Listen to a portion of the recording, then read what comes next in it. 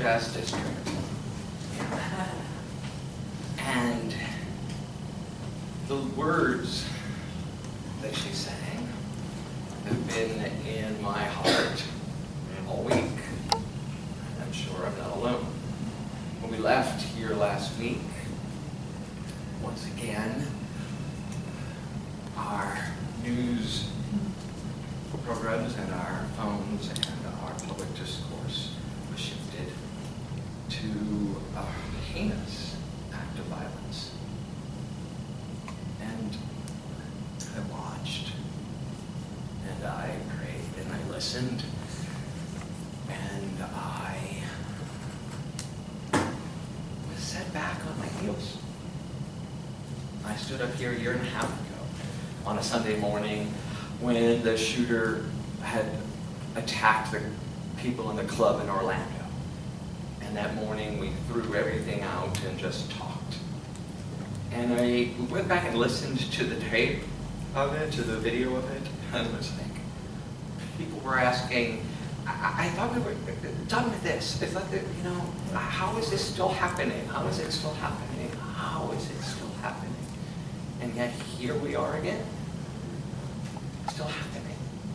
And the gift of the week has been that I've been able to reflect and pray, take some perspective, to be able to speak to you.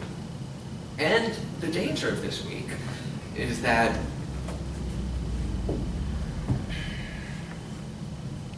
I'm mad, I'm angry, I'm over this. And Deborah just said to us, how can I have peace in the world when what happened makes me want to react with anger and hostility rather than to respond with love and peace? How do we walk or talk and feel like we're actually doing something in the world rather than letting the world happen to us? In my writing and in my course, I have a line that says, positive thinking, what we teach here, positive affirmations, positive prayer, affirmative prayer, positive thinking does not stop things from happening to you or happening in the world. Your positive thinking doesn't stop people from dying.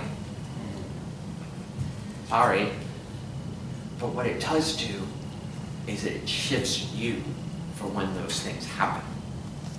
It shifts you for life experiences. So our teachings and our philosophy and our practice, our spiritual practice, is literally for when life is at its toughest. It's at its toughest. So how do we apply it in this situation? And as I was looking at the tragedy in Las Vegas, 59 people gunned down, 500 injured. It's mind-boggling. And I heard things like, wow, the United States has never experienced this kind of violence. This is the worst attack ever in the United States. And I was like, wait. Is that true? No. I don't think we could ask some of our African American population or our Native American population and would say that that is true.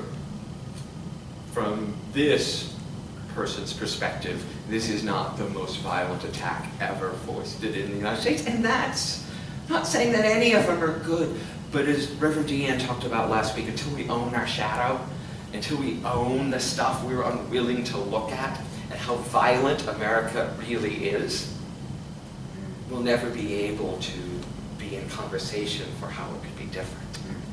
Until we can meet people who have a differing opinion with us and meet them with love, we will never change the conversation.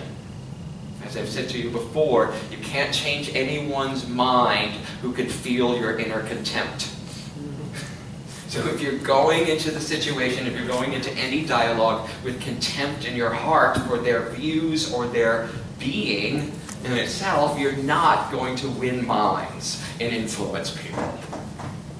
But to step into this arena, having done our own homework, asking the tough questions, about, is that true? Is what I believe true? Is it useful? And how do I become peace? How do I be peace in this situation? Then we can make some real substantive changes. So I wanted to talk to us today about something different. I mean, Las Vegas happened last Sunday night, Monday morning. We were all waking up to it. It happened. But it happens every day in this country. This is a map of the gun incidents in this year alone. In 2017 alone, all across the United States. Just take it in for a moment. There have been over 47,000 gun incidents in the United States in 2017 alone. And of that, over 11,000 people have died, have lost their life. That's on the average of 35 to 40 a day. 35 to 40 people a day just since the beginning of this year. And we don't talk about it. It doesn't come across any of our news feeds. It doesn't come across our channels. It doesn't come into our awareness anymore. And local news people will tell you that unless it's a mass murder, they don't even put it on the air anymore. Of that figure, 556 children under the age of 11, were killed. And we say nothing about it. We don't hold it in our consciousness. We don't hold it as any part of our national life. We would be condemning any society that killed that many of its people as barbarians. Well, who's the barbarian? Who's the barbarian? And is it because some of those people are people of color that we don't even talk about it? Does it make it into our national discourse or conversation? Or because it's black on black violence, or because it's marginalized people? I don't know the answer to that, but I know we're not talking about it. And I think it's a fair question. Why aren't we talking about it? Why aren't we having this conversation? And when we have decided for ourselves that if it's worth talking about, how do we have it? 276 mass shootings in this year alone. 276 mass shootings in this year alone. We only heard about Las Vegas. And we're outraged.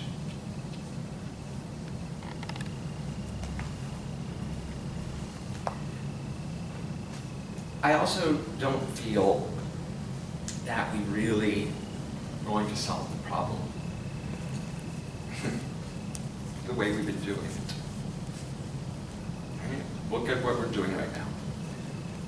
We elect a president and a party into power.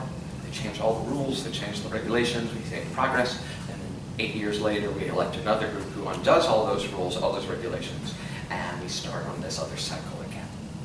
Right? How long has that been going on in our lifetimes? Okay? We're not really addressing the issue. We're trying to impose a solution rather than find one with each other. To find a common ground rather than some version of majority winning and imposing their ideas on someone else. So I think our national dialogue has to change, and that has to come from a spiritual place, right? Not a religious place, hear me really clearly.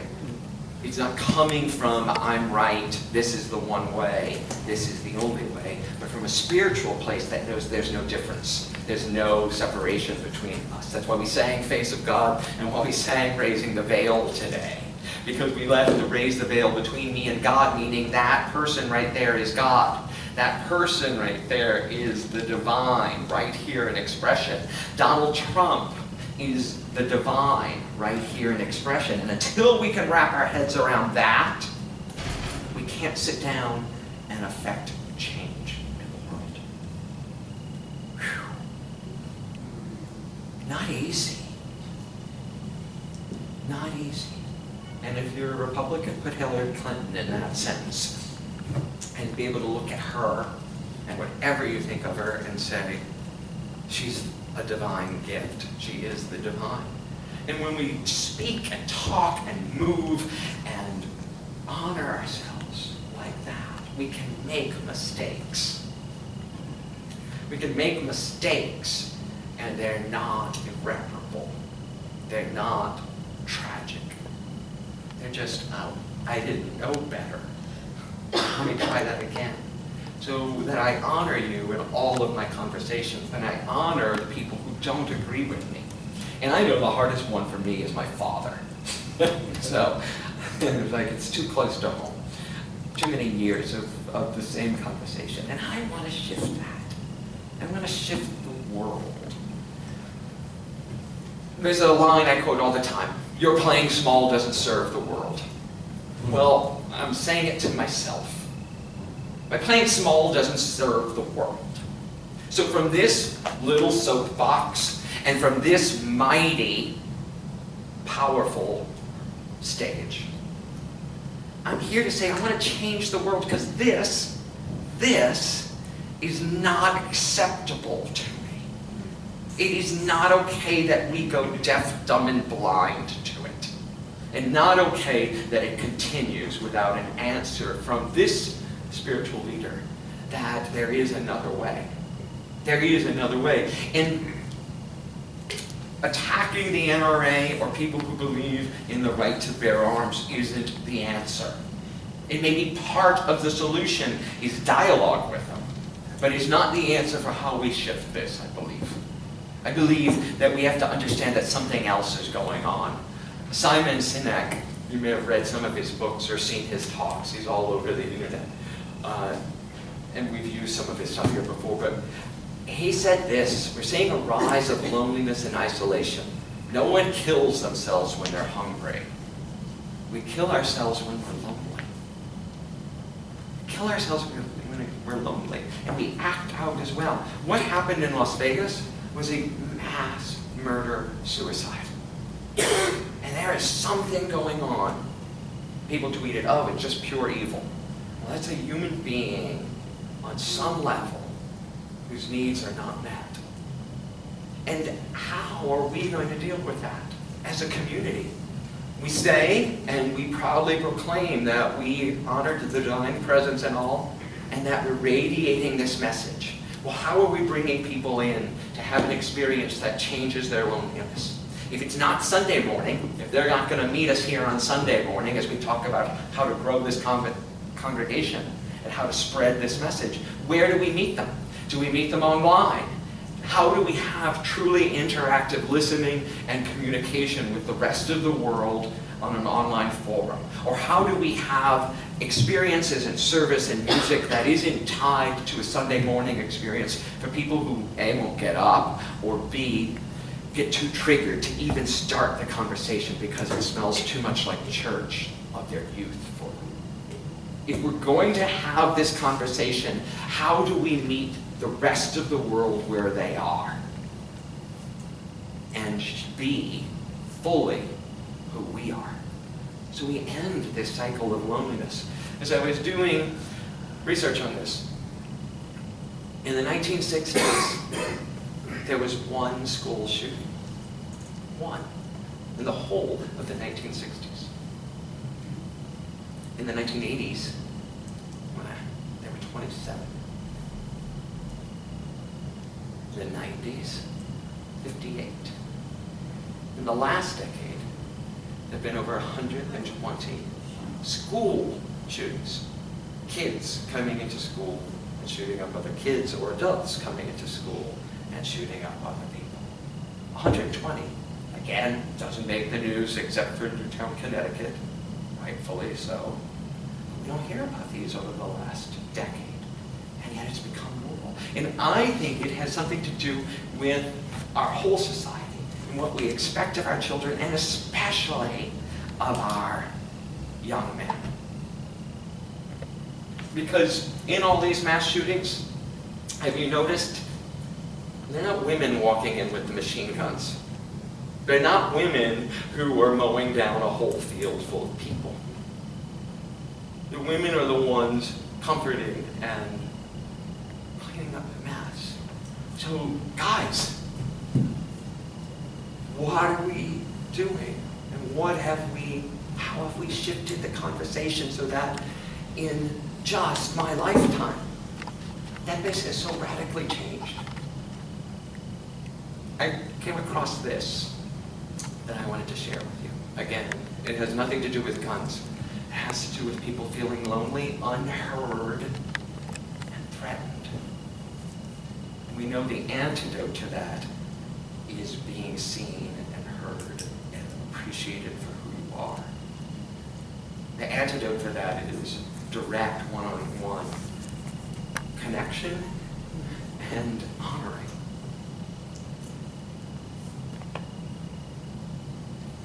This came up. Stop crying. Stop with the tears. Don't cry. Pick yourself up. Stop with the emotion. Don't let nobody disrespect you. Be cool and be kind of a... Always keep your mouth Nobody shut. likes a tattletale. Bros come before hoes. Don't let your woman run your life. What a... Get laid. Do something. Be a man. Be a man. Grow some.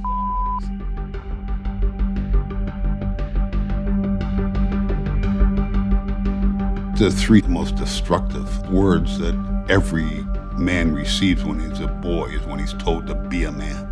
We've constructed an idea of masculinity in the United States that doesn't give young boys a way to feel secure in their masculinity, so we make them go prove it all the time. Within their peer group culture, each of them is posturing based on how the other boys are posturing, and what they end up missing is what they each really want, which is just that closeness.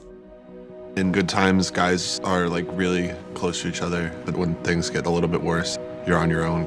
From middle school, I had 4 really close friends. Once I kind of went into high school, I struggle finding people I can talk to because I feel like I'm not supposed to get help. Our kids get up every morning. They have to prepare their mask for how they're gonna walk to school. A lot of our students don't know how to take the mask off. What is it you don't let people see? Almost 90% of you have pain and anger on the back of that paper. If you never cry, then you have all these feelings stuffed up inside of you, and then you can't get them out. They really buy into a culture that doesn't value what we've feminized. If we're in a culture that doesn't value caring, doesn't value relationships, doesn't value empathy, you are going to have boys and girls, men and women go crazy. I had anger issues in high school. I felt like an outcast. I've been suspended at least once every year I was here. We would just look for trouble and just like try to fight.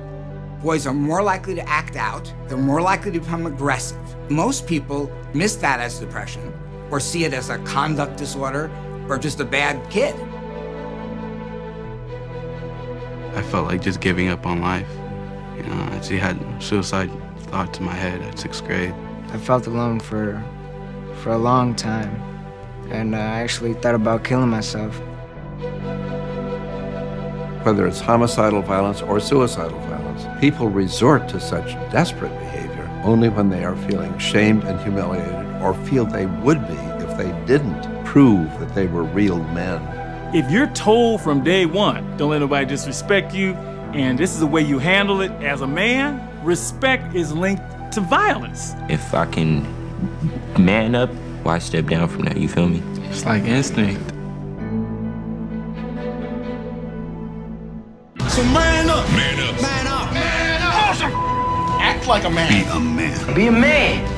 For my kids, I was gonna end this hyper-masculine narrative here. There's a film, a documentary film called The Mask You Live In, and I thought it was amazingly powerful when it spoke to me. Although the trailer for the film doesn't talk about the solution. I want you to understand there is a solution. There's an active solution, and we've talked about it, and we've practiced it, and I have to remember, the original talk today was forgive for good. Because forgiveness is the solution and the answer to this problem.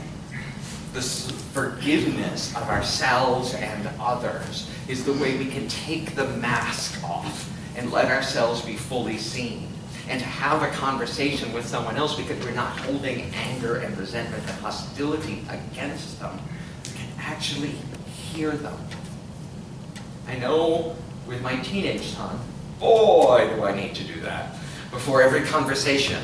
is go a little checklist of my own inner resentments, what's keeping me from being present for him today, and to actively and to use our tools to let them go. About 2 years ago, we did a book study and a talk series on the process of forgiving. And I went back this week and read both books we talked about, but the Desmond Tutu book really resonated with me. It's called The Book of Forgiving. And he has a simple, easier to remember process than some of the other things I've talked to about forgiving. So, and what's amazing about his is that it's not based in psychological denial, right? It's a great way for you to understand that forgiving isn't about excusing. There's no correlation between forgiving and excusing. Forgiving is a choice you make for yourself. So his 4 steps are, and then he calls them the 4-fold path, is to tell the story. And what are we not doing as a nation? We are not telling this story.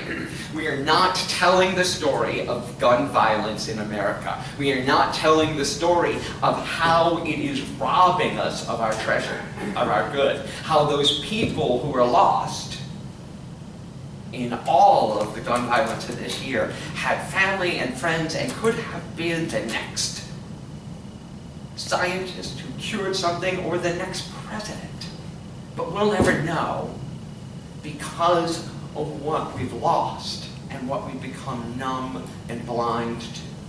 So how do we tell the story? How do we share the story of what's really going on in the world? Right? Not talking about the politics of it, because if you turn on any of the news, you'll hear about the politics of it, or you'll hear about how the sniper did it and how this all unfolded, rather than telling the story of the people we've lost.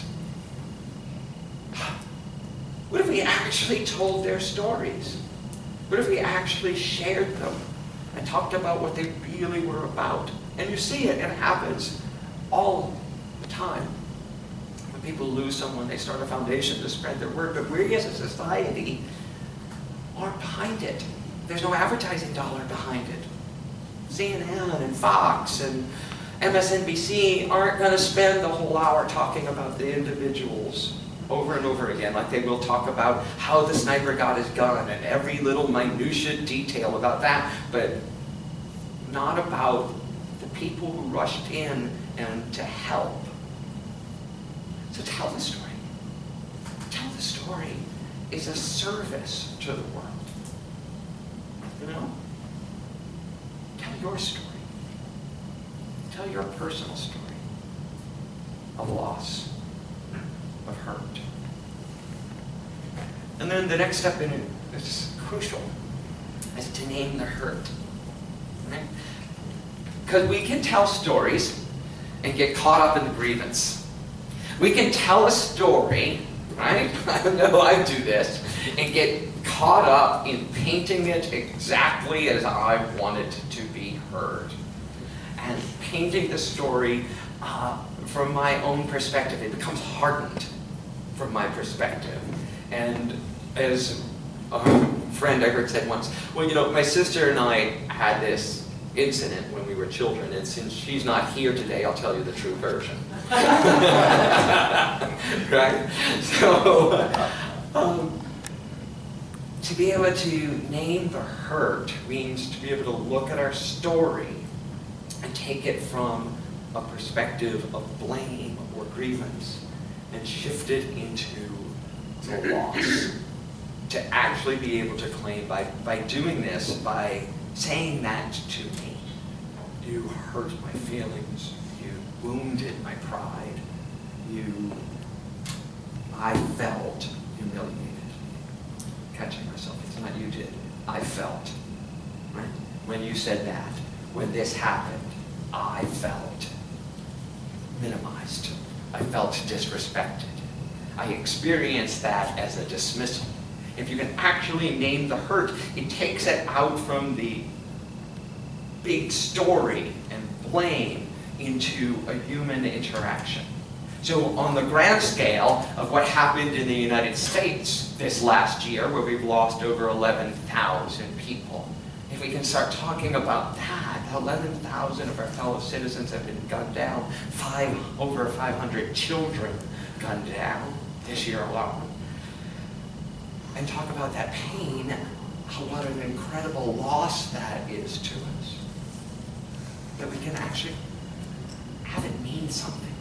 Have it actually mean something rather than statistics on a page on a website I found. What is it in our lives? And then grant forgiveness. Grant forgiveness to the killers, to the NRA, to Hillary Clinton for not winning, to Donald Trump for winning, to whatever it is that you're holding a resentment against and blaming them for. Grant forgiveness, not for them, but for you. And granting forgiveness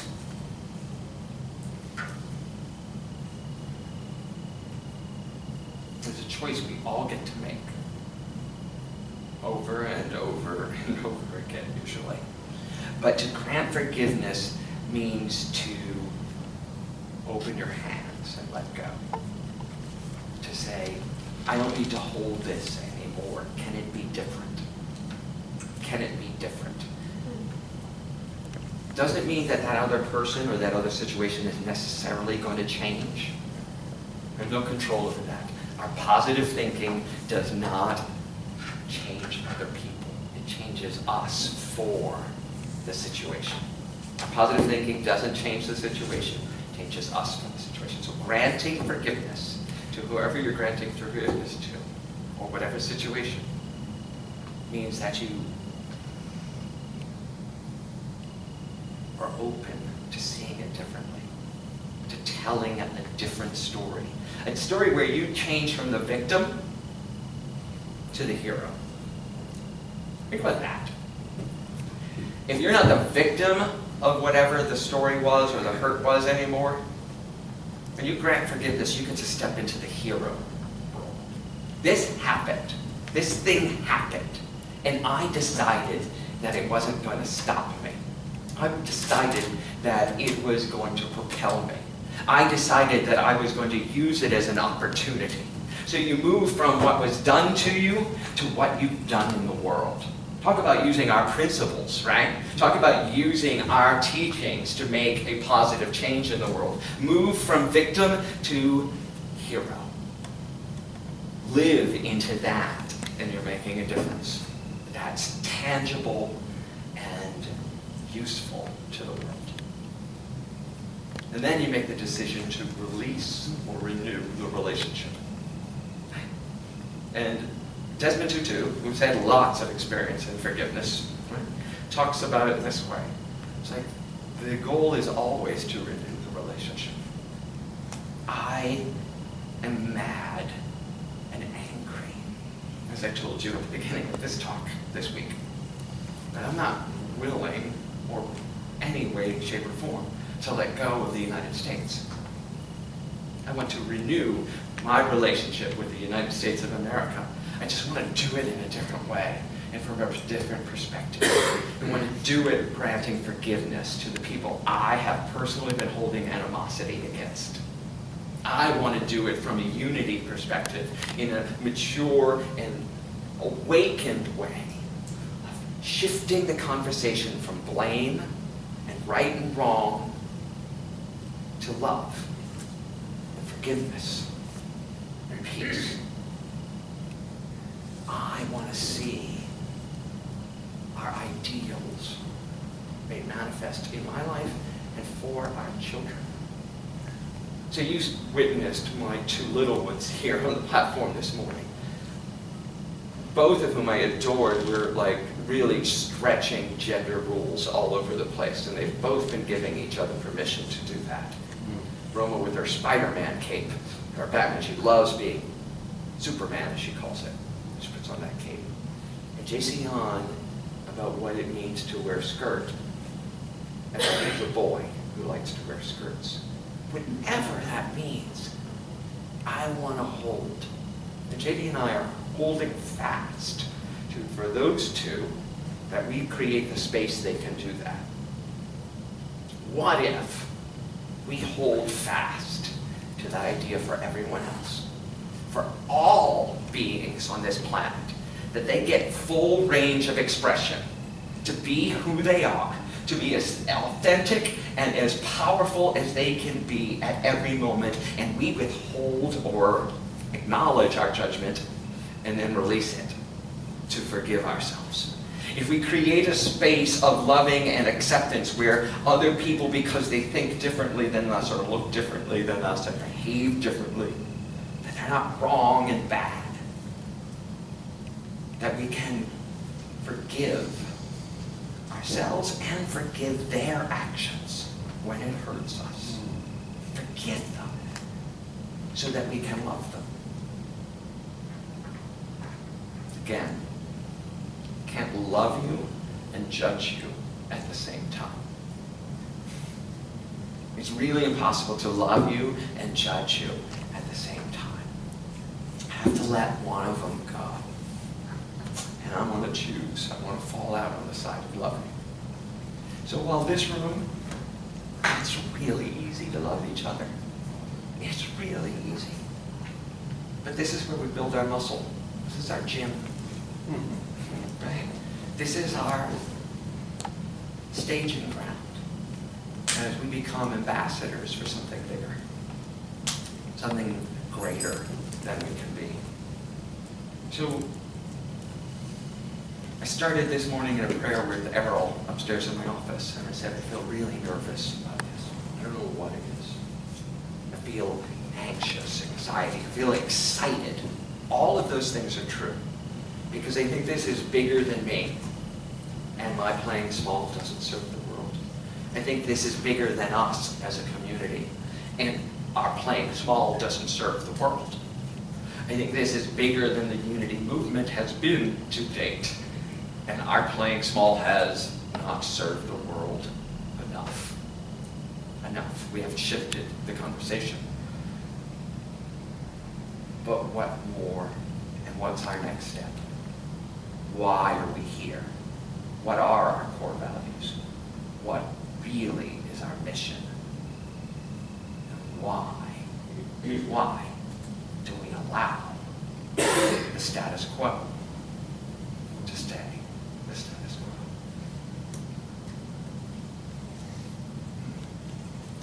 They're questions that I think really deserve our thought and our action. So my call to you this week is to write me, to talk about it, to share from a different perspective when you share about this week with family, with friends, with colleagues, on social media, in whatever method you communicate with the rest of the world. Let's wake up. Let's awaken. Let's be bigger than we've been. Let's stand up and say that our principle is love is all there is. Let's stand up and say that the status quo is not acceptable to us, and that we'd like to do it differently, and ask people if they will join us in being